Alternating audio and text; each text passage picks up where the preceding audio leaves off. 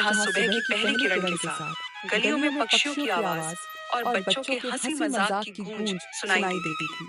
यही एक साधारण सी गली में लता देवी अपनी दो बेटियों निर्मला और रमा के साथ रहती थी। लता एक विधवा थी जो मेहनत मजदूरी करके अपनी बेटियों को पाल रही थी। उनका घर छोटा सा था, मिट्टी की दीवारें, टीन की छत और एक छोटा सा आंगन जहाँ दोनों बहनें बचपन में खेला करती थीं। निर्मला बड़ी बेटी सांवले रंग की थी, लेकिन उसकी आंखों में एक अनोखी चमक थी। वह मेहनती थी, हमेशा माँ की मदद करती, चाहे घर का काम हो या बाजार से सामान लाना। रमा छोटी बेटी गोरे रंग और नाजुक नैन नक्श वाली थी। उसकी मुस्कान ऐसी थी कि लोग उसे देखते ही तारीफ करने लगते। रिश्तेदार और पड़ोसी अक्सर रमा की सुंदरता की तारीफ करते, लेकिन निर्मला को नजरअंदाज कर देते। वे कहते, रमा तो चांद का टुकड़ा है, निर्मला को तो बस मेहनत करनी आती है। ये बातें निर्मला के कोमल दिल को चुभती थी, लेकिन वह चुपचाप मुस्कुरा देती। लता देवी दोनों बेटियों से बराबर प्यार करती थी। वह कहती, मेरी दोनों बेटियां मेरे लिए एक जैसी हैं। सुंदरता चेहरों में नहीं, दिलों में होती है। लेकिन समाज की तुलनात्मक नजरों ने बचपन से ही दोनों बहनों के बीच एक अदृश्य दीवार खड़ी कर दी थी।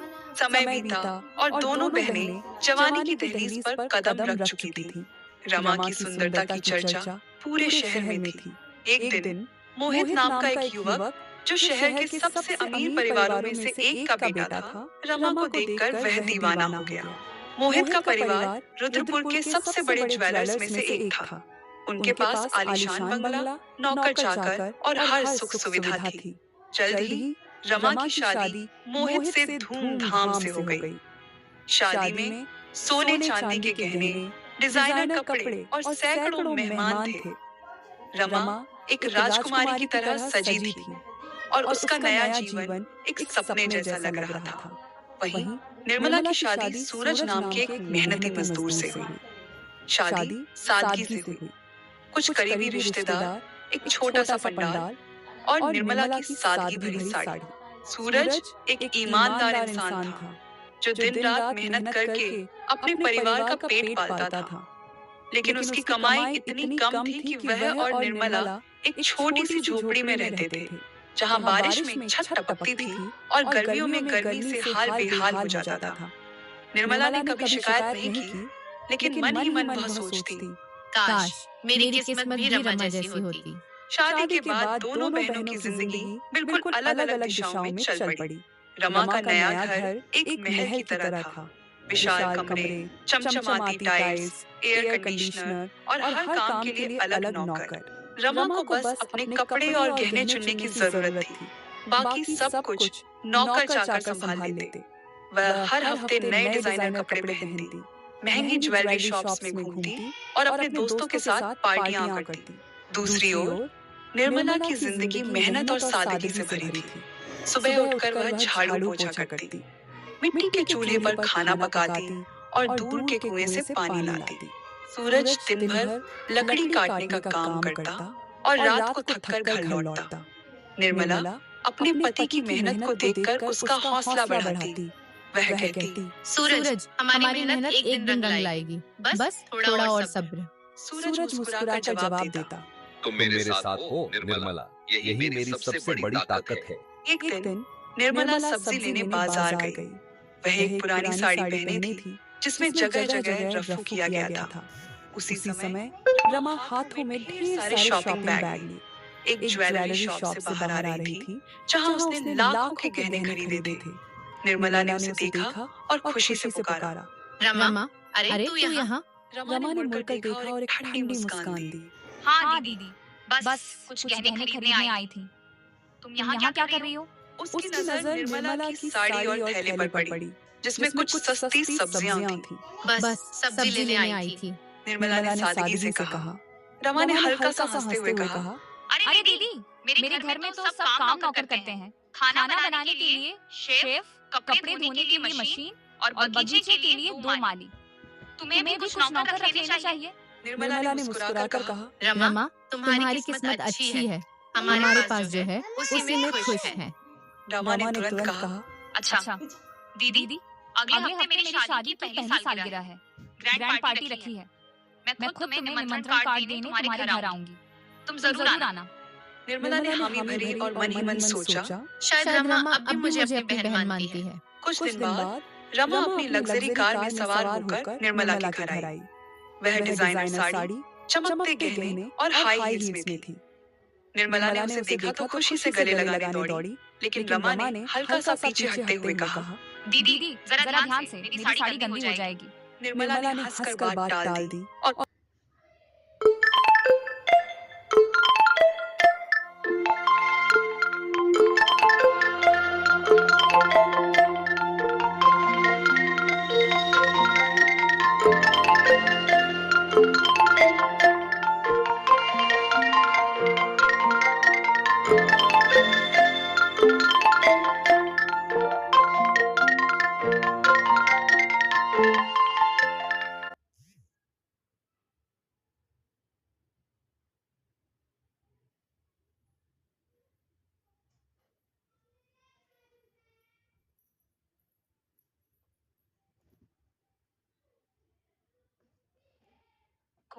मैं चलती हूँ।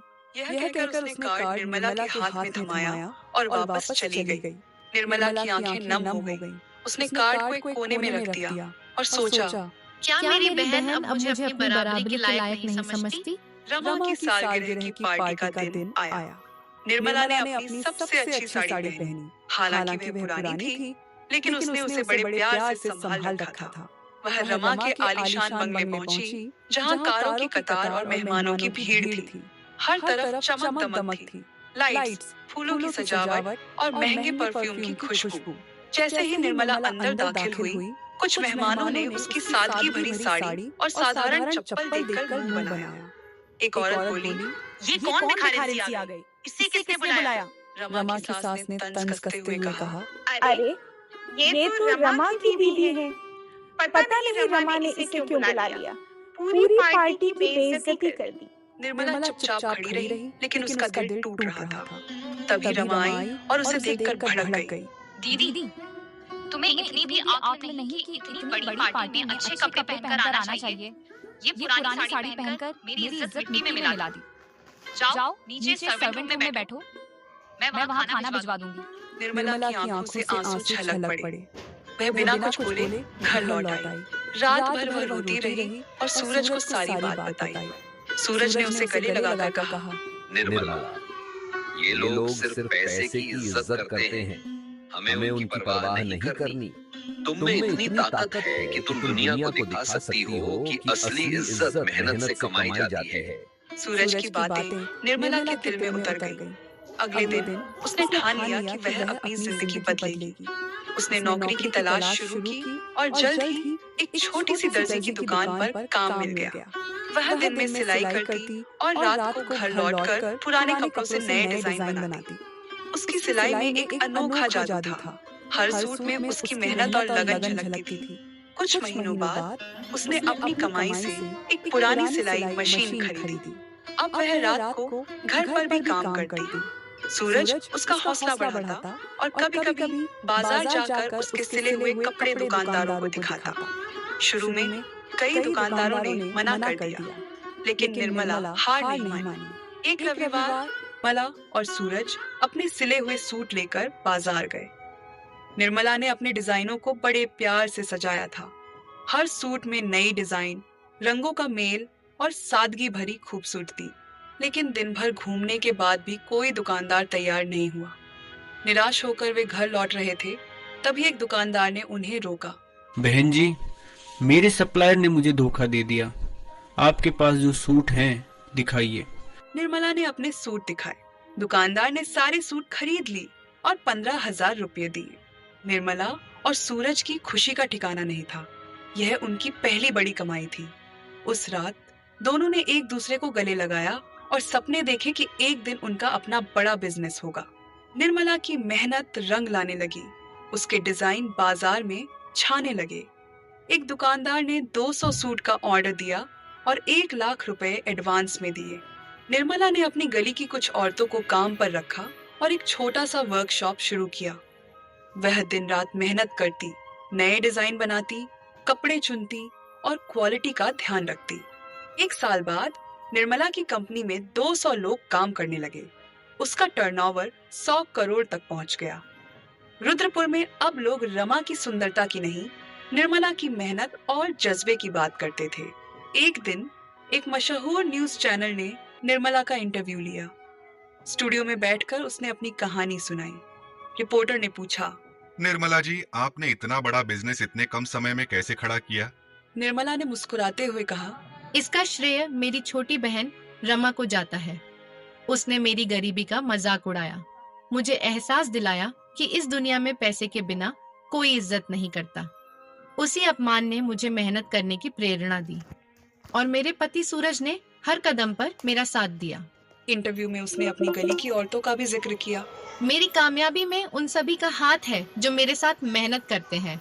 मैंने सिर्फ एक मशीन से शुरुआत की थी, लेकिन आज हमारी मेहनत ने हमें यहाँ पहुँचाया। इंटरव्यू टीवी पर प्रसारित हुआ। रमा अपने आलीशान ड्राइंग रूम में बैठकर इसे देख रही थी। जैसे ही उसने निर्मला की बातें सुनी, उसकी आंखें नम हो गईं। उसे अपनी हरकतों पर गहरा पछतावा हुआ। उसने याद किया कि कैसे उसने अपनी बहन को नीचा दिखाया, उसका अपमान किया।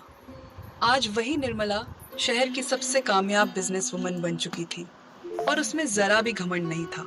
अगले दिन रमा ने निर्मला को फोन किया। उसकी आवाज कांप रही थी। दीदी, मुझे माफ कर दो। मैंने तुम्हें बहुत दुख पहुंचाया। मैं तुम्हारी बराबरी के लायक भी नहीं हूँ। निर्मला ने प्यार भरे लहजे में कहा, रमा, तू मेरी छोटी बहन है। तेरी गलती ने मुझे प्रेरणा दी। अब तू मेरे साथ आएगी और हम साथ मिलकर और बड़े सपने देखेंगे। रमा रोते हुए निर्मला के घर पहुंची। दोनों बहनें गले मिली और उस दिन से उनकी पुरानी दोस्ती फिर से जाग उठी। निर्मला ने रमा को अपने बिजनेस में शामिल किया और दोनों ने मिलकर एक चैरिटी शुरू की जो गरीब औरतों को सिलाई सिखाती थी। यह कहानी आपको अच्छी लगी तो वीडियो को लाइक और चैनल को सब्सक्राइब जरूर